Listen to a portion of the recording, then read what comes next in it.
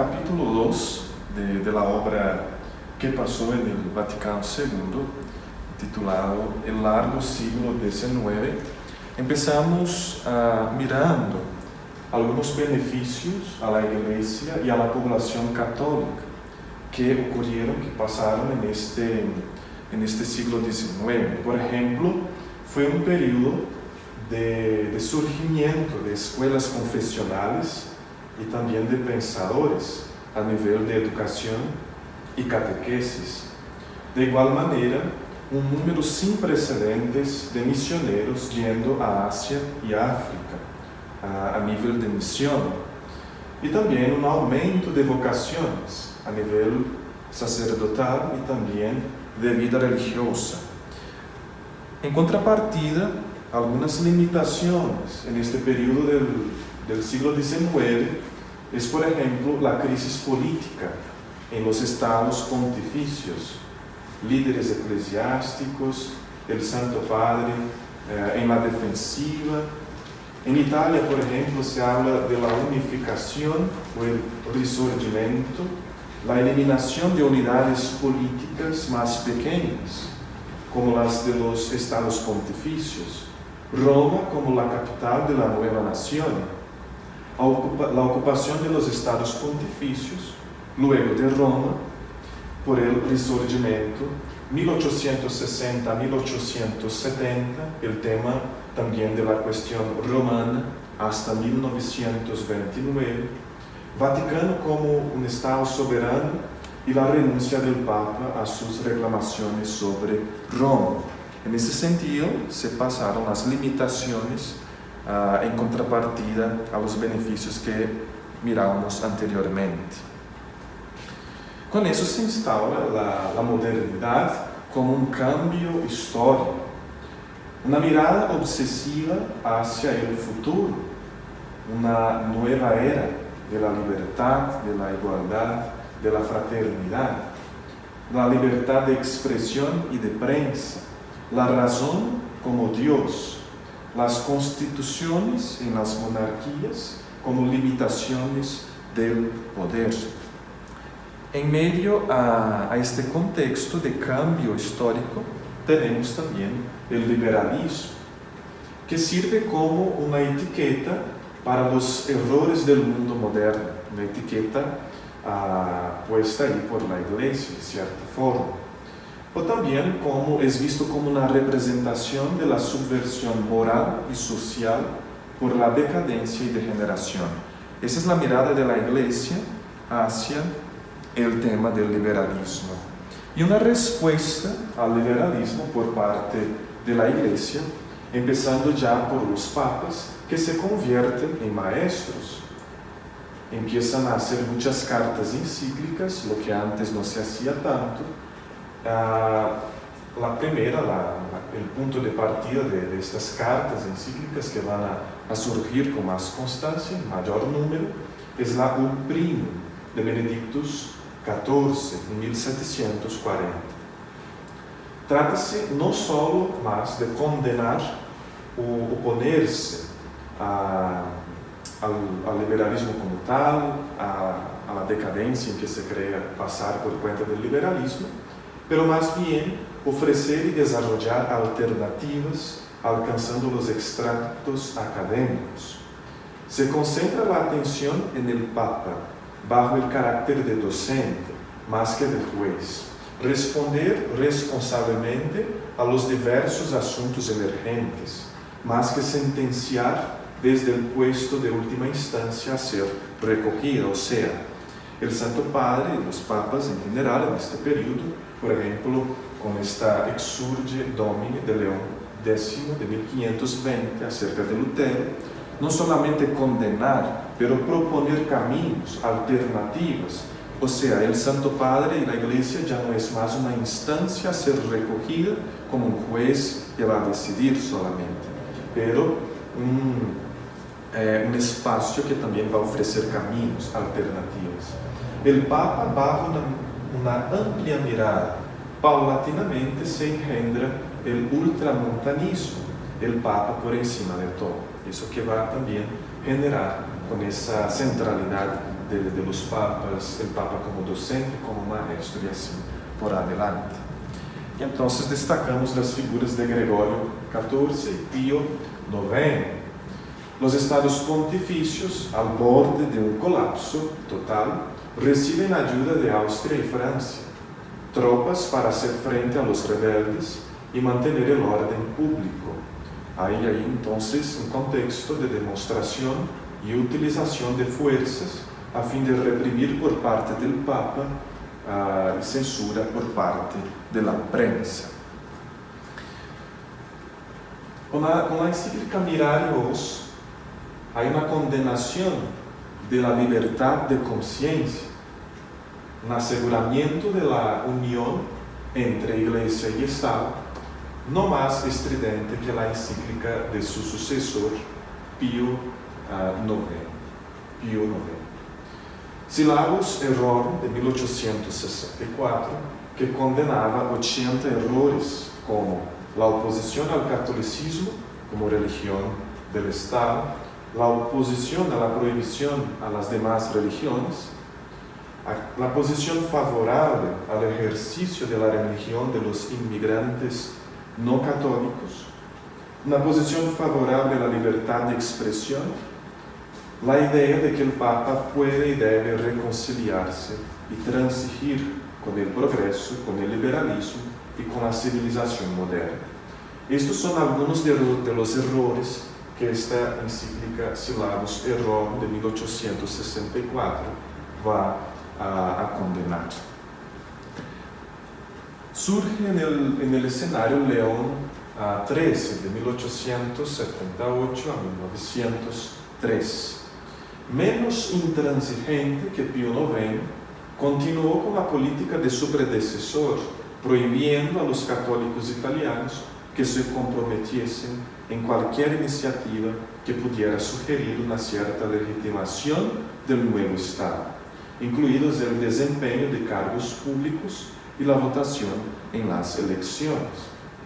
Todavía tomó algunas decisiones que mitigaron las posturas extremistas de sus predecesores. Entonces, aunque León XIII tenga esa postura a principio un poco radical de que los católicos italianos no participen políticamente, no se comprometan en cualquier iniciativa, no hagan parte de las votaciones, del desempeño de cargos públicos, por otro lado, León XIII va a tener algunas actitudes que van a mitigar poco a poco las posturas extremistas de sus predecesores. Parece haber llegado a la conclusión de que no bastaba con condenar las filosofías modernas, sino se ofrecían alternativas. Esta convicción subyace en la encíclica Aeterni Patris, de 4 de agosto de 1879. Hacía obligatorio el estudio de la filosofía de Santo Tomás de Aquino en los seminarios y en las escuelas católicas, a fin de reemplazar el eclecticismo y a poner fin al abuso que permitía que los profesores escogiesen los autores que iban a ser objeto de estudio. Dio sus primeros pasos el poderoso movimiento neotomista en el catolicismo. La gran encíclica de la cual mucho se habla, incluso que se habla que de ella es el punto de partida de la doctrina social de la Iglesia. Claro que si vamos a profundizar un poquito, vamos a ver que encontramos elementos anteriores, muy anteriores con los padres de la Iglesia, en el tema del pensamiento social de la Iglesia, de la doctrina.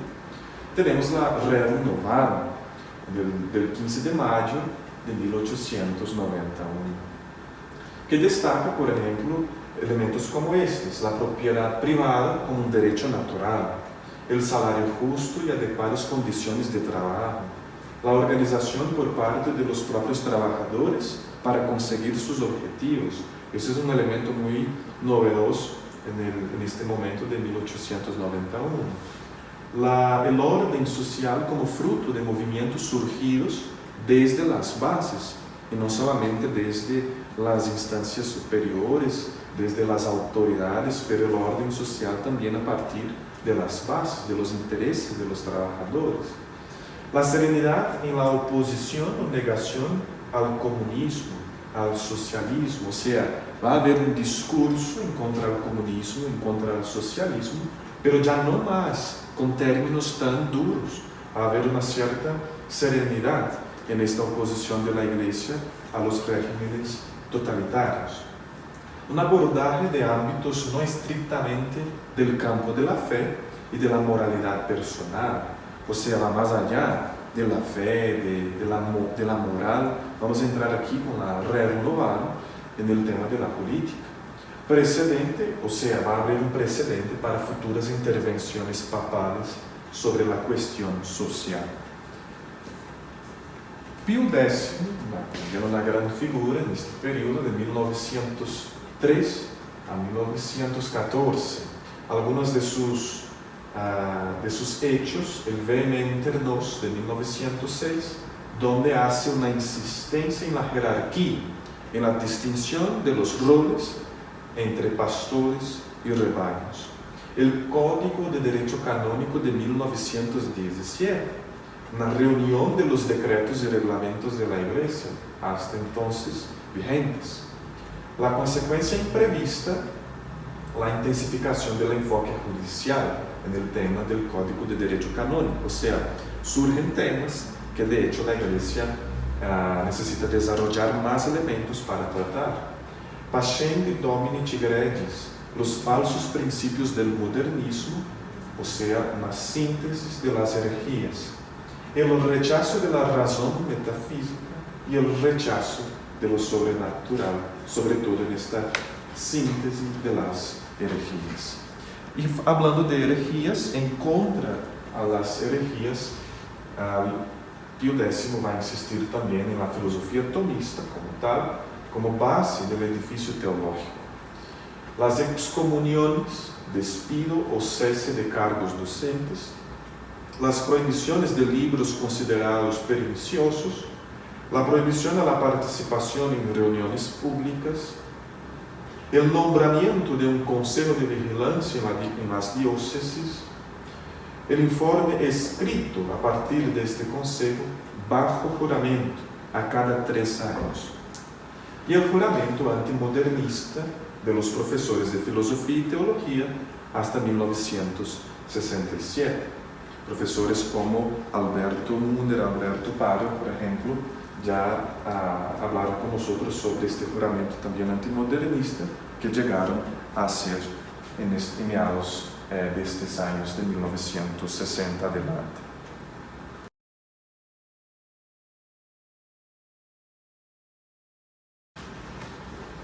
Entonces, fraternal saludo, Padre. De esta manera vamos a dar continuidad a la exposición.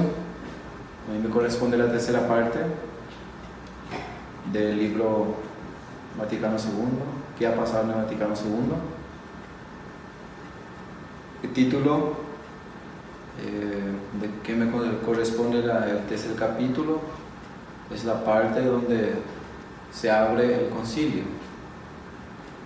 Entonces, en la fecha 11 de octubre de 1962 se dio la apertura del Concilio Vaticano II con una procesión muy grande, más de 2.500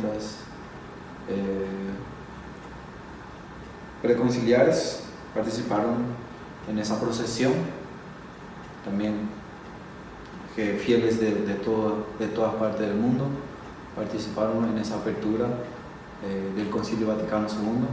Claro que era muy esperado por los fieles y tanto por los obispos, sacerdotes que trabajan más directamente dentro de la iglesia. Entonces se dio la apertura del concilio con la procesión y la Santa Misa en el Vaticano. El objetivo principal era discutir el tema de la defensa de la fe y la expansión de de la fe y la defensa de la fe de la Iglesia Católica.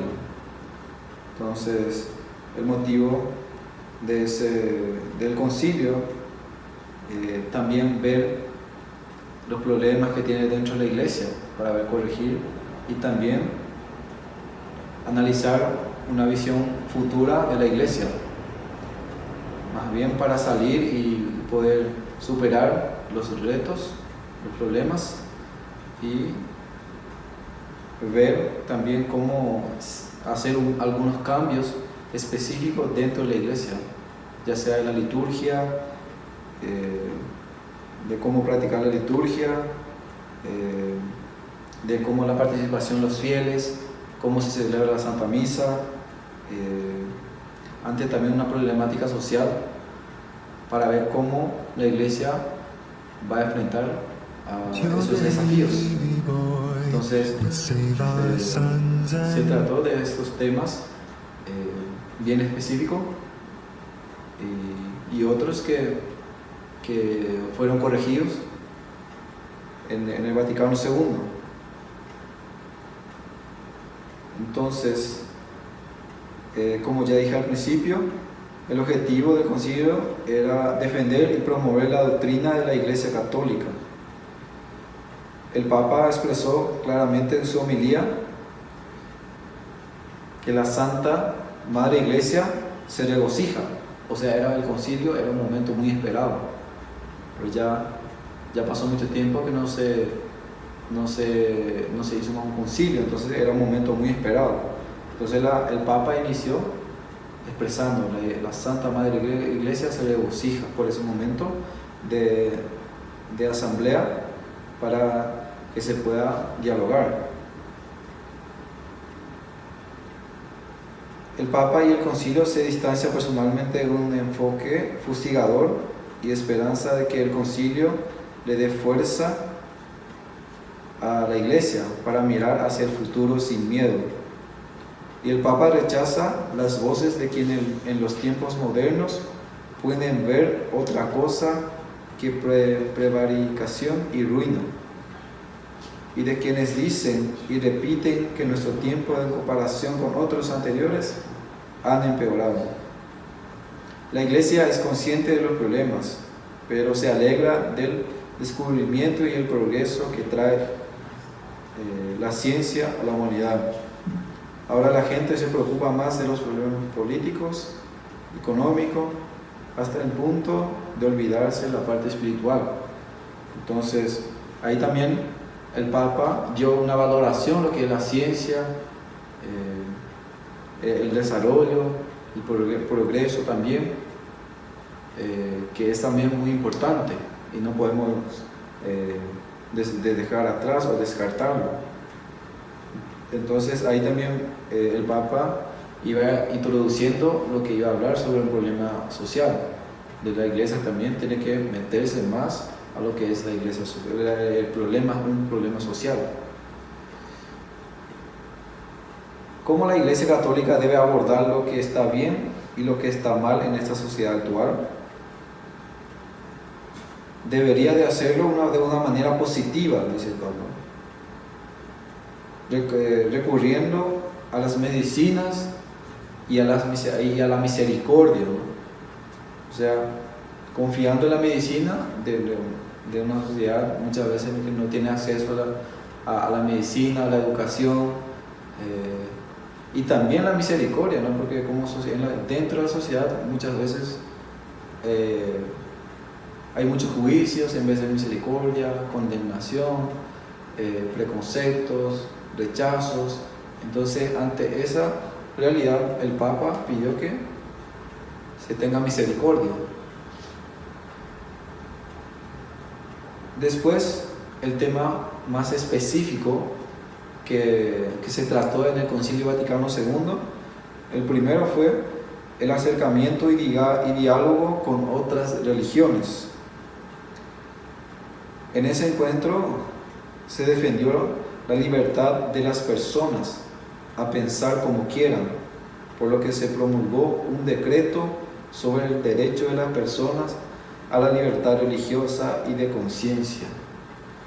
Entonces, se dialoga de esta iglesia que no se va a presentar más como absoluto, o sea, que solamente la iglesia católica hay salvación, que solo en la iglesia católica uno puede estar cerca de Dios, o etcétera, etcétera, ¿no? Entonces se abre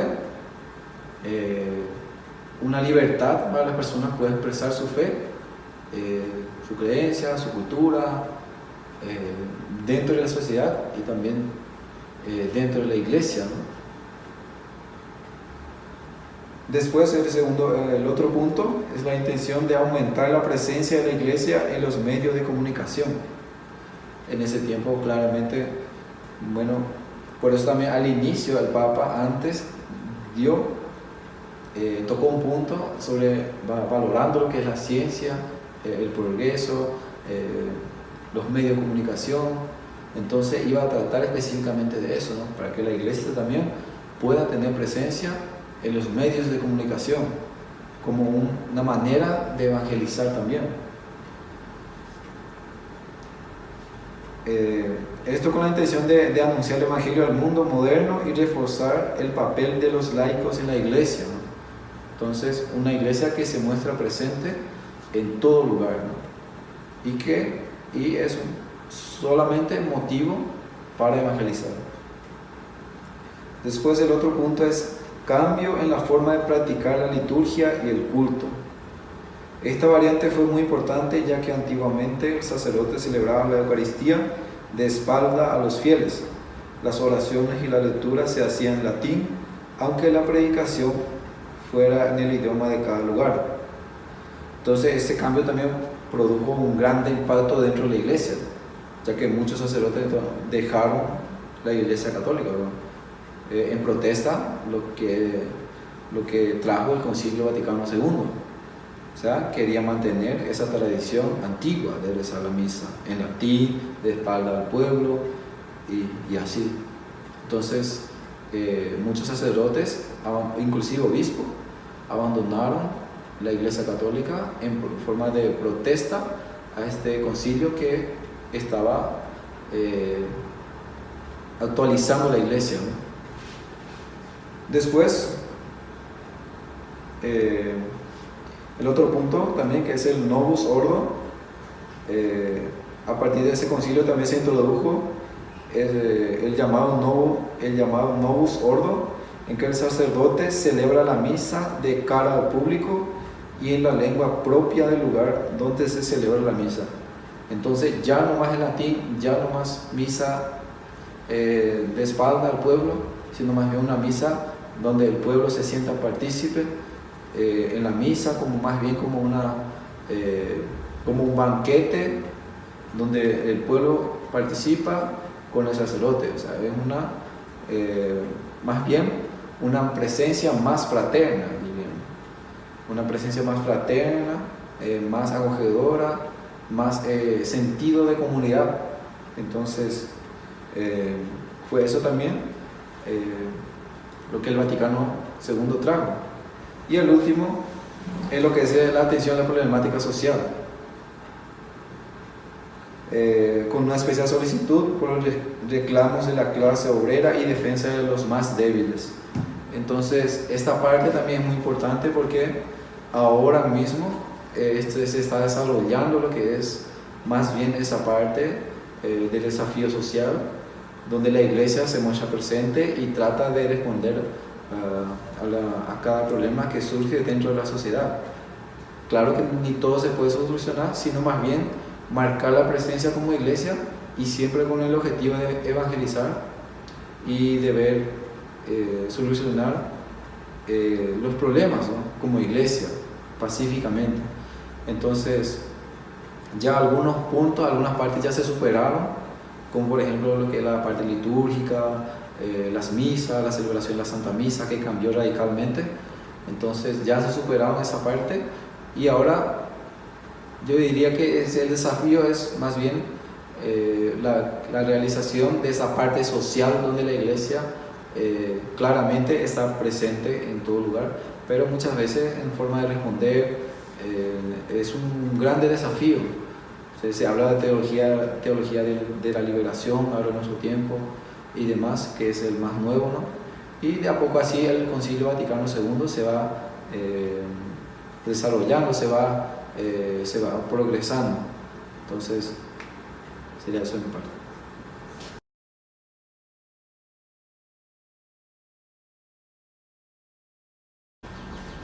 Continuando con nuestra presentación del libro ¿Qué pasó en el Vaticano II?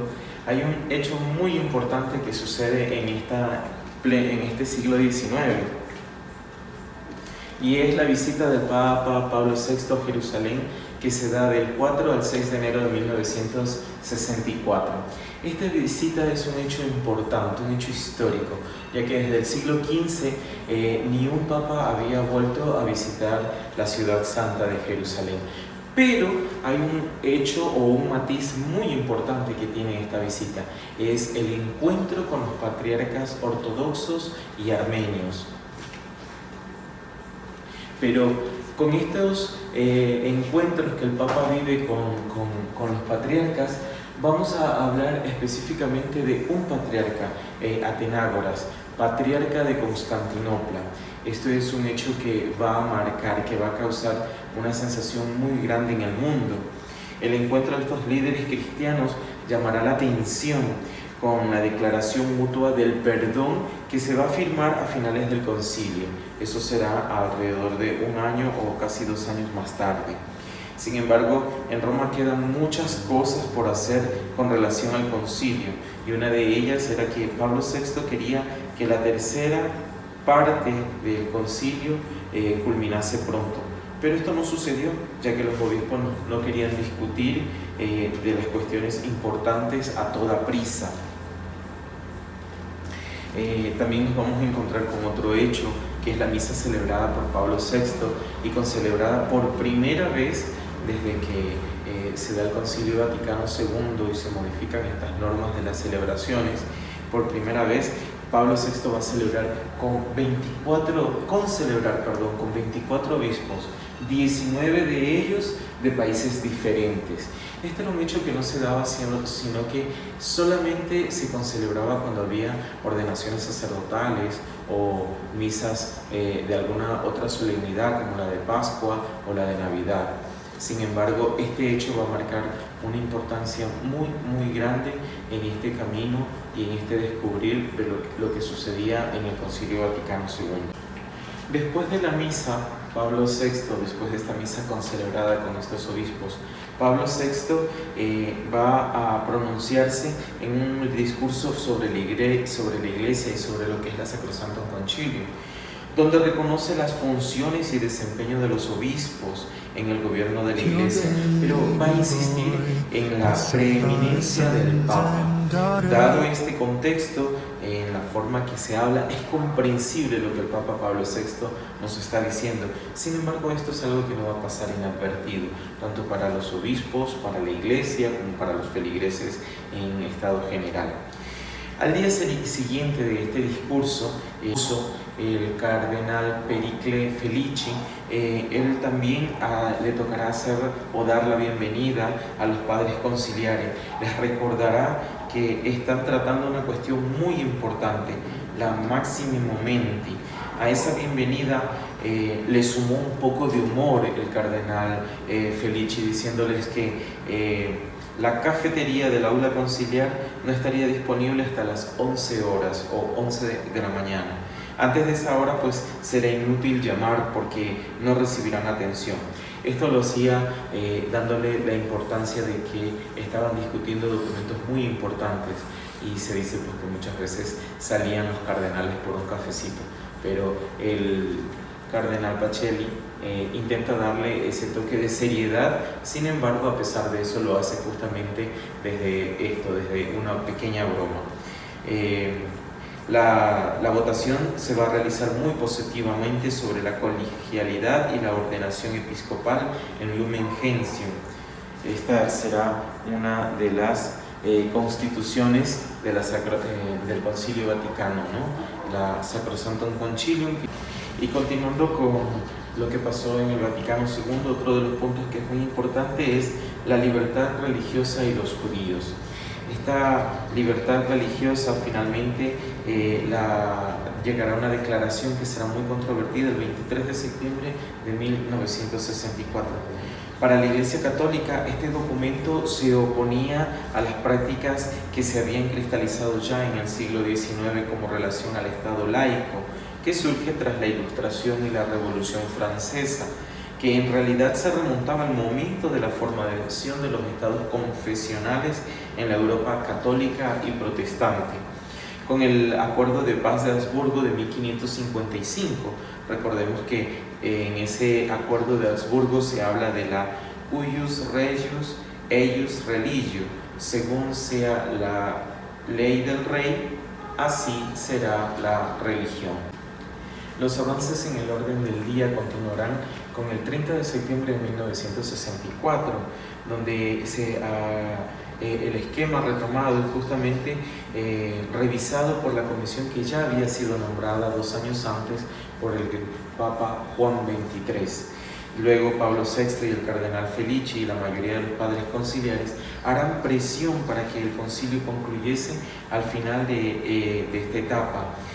La revelación al esquema fue revisado, pero aún seguía sin un título definido, Dei Verbum.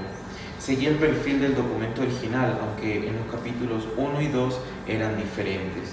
Mientras que el esquema veía la revelación, una serie de verdades y de doctrinas, en su fórmula última la revelación se identifica con la persona de Cristo. Dios es esta fuente de revelación, es Dios mismo, no la escritura ni la tradición como tal. Y sobre esta cuestión se abandonó una perspectiva que prevaleció por siglos en el pensamiento católico.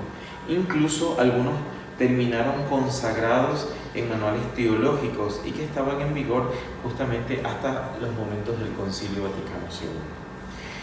Cuando concluyó este debate, donde se reelaboró correctamente el esquema y se comprobó cómo, a pesar de las objeciones, el texto había superado la prueba, sin embargo, algunos cardenales, como el cardenal Rufino, el cardenal Siri, el cardenal Larrona, Rufini Santos, se reunirán justamente para trazar una estrategia y retirar el texto de Dei Verbum. Es decir, no querían que el texto saliera a la luz, no querían que el Concilio Vaticano lo aprobara. Estas son algunas de las cosas que sucedían en aquel momento dentro de lo que es el Concilio Vaticano II. De esta forma, el concilio va a dar continuidad con otra fecha que es la del 6 de noviembre. En esta fecha empezará a ocuparse sobre el esquema de las misiones, aunque los obispos elogiaron algunos aspectos del texto con su exhortación a adaptarse a las costumbres y culturas locales. La Congregación para la Propagación de la Fe decidió por mayoría que el tema era demasiado importante para ser tratado de forma rápida. Es decir, no querían que estos temas simplemente se tratasen a una velocidad sin darle la importancia que tenían para la Iglesia, para el concilio, para los padres conciliares. Era muy importante debatir sobre estos temas. Un dato curioso es que el día antes de la celebración a esta sesión, el cardenal Felici va a anunciar que el Papa asistirá a la sesión y hablará justamente sobre este tema. Este anuncio los tomó por sorpresa, pues del Concilio Lateranense V, celebrado en el siglo XVI, ningún Papa había asistido a la sesión de trabajo de un concilio. Después de esto, el Papa Pablo VI, en un discurso, después de asistir a una misa celebrada en el rito copto, pronunció un pequeño discurso para recomendar el esquema al concilio. Sus palabras van a suscitar preguntas. Pablo VI no comprendía que esto que él estaba haciendo en ese momento, en este discurso, algunos de los padres conciliares no lo vieron de buena manera, no se sintieron satisfechos de este discurso y justamente tampoco se sentían satisfechos con este documento, que incluso era probable que lo devolvieran a la comisión, o sea, tenía que ser revisado nuevamente. Las dificultades que tenían con respecto a la doctrina han desaparecido. Así, la tercera etapa del concilio concluye, como está previsto, el sábado 21 de noviembre con una sesión pública en la Basílica de San Pedro, donde asistieron un gran número de dignatarios, invitados especiales y más personas. En esta sesión, Pablo VI promulgará 3 documentos sobre la Iglesia. Uno de ellos es el documento Lumen Gentium y el otro es Orientalium Ecclesiarum, y por último el otro documento será Unitatis Redintegratio. Con esto se daba por culminada esta tercera etapa de lo que sucedía en el Concilio Vaticano II.